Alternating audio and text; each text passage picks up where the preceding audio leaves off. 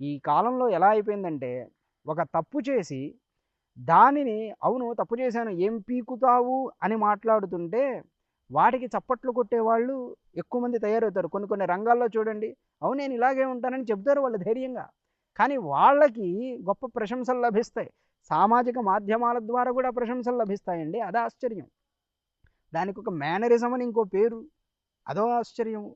కానీ అయ్యో తప్పు చేశానే అని బాధపడుతున్న వాడిని మాత్రం గుచ్చుతూ ఉంటుంది సమాజం. ఇది చాలా బాధాకరమైన విషయం కదా. తప్పు చేశాను ఏం పీకుతావులే అన్నవాడికి ఒక గౌరవమా, తప్పు చేశాను కదా అని బాధపడుతున్న వాడిని అవహేళనం చేయడమా?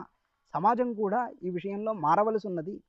అయితే విదురుడు చెప్తున్న మాట, ఎప్పుడైతే తనకు తాను పశ్చాత్తాపపడతాడో అలాంటి వాడికి ఖచ్చితంగా ప్రాయశ్చిత్తం జరిగి వాడు గొప్ప స్థానాన్ని పొందుతాడని ఉపదేశం చేశారు. వనే జాతాః శాపదగ్ధస్య రాజ్ఞః